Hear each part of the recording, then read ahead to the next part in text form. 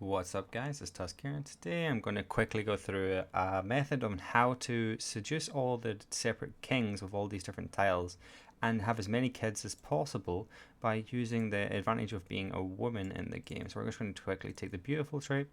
Let's go for some like bright yellow eyes or something cool, and then we'll go down to 16 because that's the time where attraction works. We'll take a random name and we're going to take the amateur's plotter because we didn't really care about this at all. And now we're going to down traits that matter. We're going to take the brave, let's take lustful and gregarious trait. Brave gives 10 attraction, gregarious gives 5 attraction, so that gives a lot more attraction, just like with beautiful. And then this will help with our seduction schemes, although it doesn't actually help that much because scheme power only helps how fast we progress, but that does matter in some degree because we are on a time limit in some sense with how long we can have kids for. But the main thing here is the fertility rate. So we're actually increase our stats based on that. Now what you could do is you could increase, like take the quick trait or something along the lines with this, but for this sake I'm just going to show you how it's done basically. So finalize this character. Now you could have went Norse Faith so that you could get that extra fertility bonus, but it doesn't really matter that much since we're going to have max fertility anyway. So now what we're going to do is we're going to try and see how many kings we can seduce. Now we need to pick who your first target is going to be. So your goal is to get as many boys as possible because then they will actually inherit claims, especially in like France and that, because it's literally male only. You can do male only partition. Now there are some good choices here. The first one is Sacco here with in Spain, because when he gets Castile, he almost always wins this war, and sometimes he'll actually just straight up make Spain. And you're kind of hoping for that, and that is a nice place to start in here, especially obviously he gets put a new expansion too, which is quite nice. And also if you're Norse, which is what I would suggest starting as, we probably should have been better off starting Norse to be honest, then you get access to every single one of the tradition trees, because you'll have access to the Norse ones and the Iberian ones at the same time. But now we're kind of going to look at our goals. So we can't actually suggest Michael here because he actually hates us. Even though I wish we could, it's only 25% because he dislikes brave. So if you want to suggest Michael, just don't take the brave trait, take compassionate instead or something, and he's more likely to like you. So now we've got to pick a target. First target we could go as Constantinus, because then we will get a claim, but we won't inherit anything from him, we'll only get claims from him. So I'm looking more along the lines of maybe in Russia, along that kind of line. Maybe we could try Heinrich, but he's paranoid, so he's never going to want to actually be seduced by us. He paranoid dislikes both gregarious and lustful. Easiest here is always Poland. Poland doesn't mind as much anywhere near as much. So we're going to go Poland here. And Poland is a nice place to get anyway. It's got some really good counties as it's 1066. Everything's feudal as well. Another one you can go for is you can try and go for one of the sons, but wait until you see what one's elected. Oh, he's lustful. That could be really good actually, because he's too far away at the moment. Although we can eventually end up getting them in range as we start to conquer more stuff. We're going to see if we can take some of these or something. So I'll probably quite start doing that now. Now we'll want to work on our council and all the usual stuff. I can see, Jesus, we rolled so badly. Holy. It's been ages, a while since I've rolled that badly. So first things first, Marshall, so we can use the this first. So let's quickly fast forward it. And now we have a Marshal, so and then we put straight to here, train commander, so that we can have a chance of gaining new knights and recruiting them. You can see it says here, chance of finding a new commander or knight each month, which is pretty good. Oh, the Pope is trying to, actually, this is really good. I don't think this. Wow, when was the last time this happened? So if you end up having a child with him, you get claims on every single one of these. You don't inherit them, like you don't inherit the land, but you get claims on every single one of these stuff. So if you just quickly turn, like, damn, that could be really good. Yeah, we're going to go with this. Wow, what are the chances? Sheesh. So now, anyway, I'm going to fast forward it, and I'm going to just kind of romance a lot of the different kings, and I'll pause it whenever I go over some of the stuff. So one thing you might want to do to keep yourself safe is when you swear fealty to someone, whether it's the Byzantine, the Pope, or the Holy Roman Empire. Oh, nice, we managed to get that. Okay. You might want to end up doing title revocation so that you're protected by these things.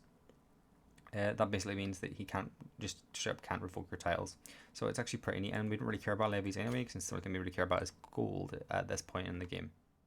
So now we have the Pope as our soulmate, which is actually a brilliant time to get that. Now we actually can always just seem to adopt to these things, so we could just transfer to the Pope's faith if we want at some point, and then we could just keep asking him for more and more gold, which we'll probably do. Let's go on a pilgrimage here to Jerusalem, and then we'll keep doing that. So now you can see we have our first son, Eudoxius, and he will be the second son. So he will claim probably about maybe two counties here from Poland, and assuming that he doesn't press his claim in Ruthenia, which he might do once his mother dies and she's in poor health. If he decides to do that, that'll be a huge deal, because then he will inherit Ruthenia. So hopefully that goes along those lines. But now we're just going to keep repeating this process and have as many kids as possible. So you can see this is us at 40 now. We have the Pope, King of Pechengas, Poland. This is all of our lovers. Poland, the King of Ruthenia, Denmark, France, and England. And many of our kids are having heirs of this title. We're on to our 13th child now. You can see that the person we're going to play is going to have 3 counties in Poland. We're going to inherit them when he dies. And obviously we get so many siblings because of lots of have siblings, so we will. We have our daughter, who is going to get claims from the Pope, and that also means that her kids will also get claims from the Pope. They'll get unpressed claims, and maybe they'll press them, who knows. Which does sound kind of weird, but it does work, and it can be really good if you play as Orthodoxy and want to just take this, make this your capital. It's actually pretty neat. Then we have her also. She is Exene is also her father is the Pope. You can see here Basilios. He is the 3rd son of Denmark, and therefore he will be in line to inherit, I think, something. Is it one thing? Yes, he's to inherit this little island Finn, which is pretty neat, and he might get elected if they end up with good traits. And so far he's got compassionate, so he might be well liked. He's also got the comely trait. We have our next son again. He might die. Well, that's not too bad. He's only just thinking of the Pope. Mostly it'd be us pressing claim for him, so maybe we'll switch to Orthodoxy and then press against the Pope, so we can get Latium as well. Then we have our other son. He is the child of Ruthenia and the current king. He is the 2nd son, so he'll get a big title here, especially if he decides to reconquer Galicia. Then he'll get Galicia itself, which is going to be absolutely nuts. Then we have our another daughter. She is of Poland, so we'll probably see if we can marry her to someone later on. Oh, maybe. That sounds like a good idea, maybe. Yeah. More claims. And then we could push maybe England's claim, maybe? I don't know. Maybe. But then we also see here, more Ruthenia. He is 3rd in line, as you can see. And then our next son, he's a 4th in line, etc., etc. And then we move on to, again, Lucas, also in line for Denmark. He is 5th in line, and it goes on and on and on until eventually we get to France. He is 1st. We got really lucky with this. He never had any kids for ages. Not entirely sure why, but we romanced him, seduced him almost immediately. So he is going to inherit France. We actually gave him to his father. So Caesarius will be turned into French. And the reason we're doing that is so that the people were more likely to like him. Now, I think because he's Greek, though, he might actually, if I remember correctly, that means he'll be able to speak both languages. So maybe we can somehow get him to marry a princess of the Byzantine or something. And lastly, we have Hippolytus, if that's pronounced, I don't know. And then that's another claim here. You can see we have pretty much all 4 of the sons are all in our dynasty in our name of Zomes.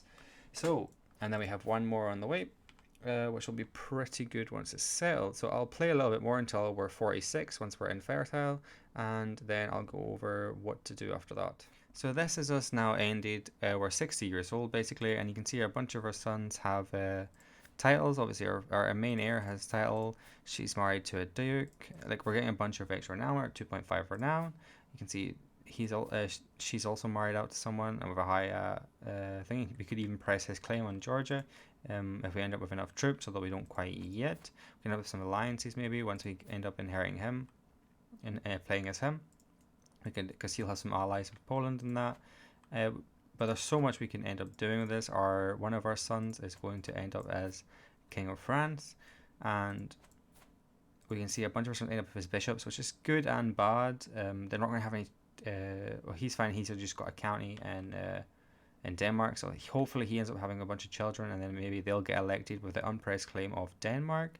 We can see our one of our sons end up with the bishopy title here. You can see it's good and bad. They give a nice little amount of renown, but they're not going to have kids, which kind of sucks. But it is what it is, and they won't pass on their titles either, which kind of sucks. But at least it's something. And now we also have her. So that means that both of these people will pass on to their grandchildren if we can just give them some land or something. So if we'd actually conquered something, we could give these people some land, and then they would pass on their titles, so they'd have an unpressed claim on both Denmark and on Poland with all their grandkids, which would be pretty damn good. And this is basically the strength of the style. It's just the raw amount of claims that all your dynasty can end up getting. It's kind of rushing down that route, but like I said before, you're kind of relying on the AI, so you might want to maybe give yourself the quick trait so that most of your kids end up with quick, because that increases rationality drastically, so they're more likely to make rational decisions, the AI. But other than that, that's all I can really say for this. But yeah. And then lastly, our youngest son has claims on both Moldavia and on the Pengsheng, but I don't know how pension eggs even, is that what it says? Yeah. But yeah, basically this is brilliant for renown. So yeah, that's basically the strategy. Thanks very much for watching, and I'll see you guys in the next one.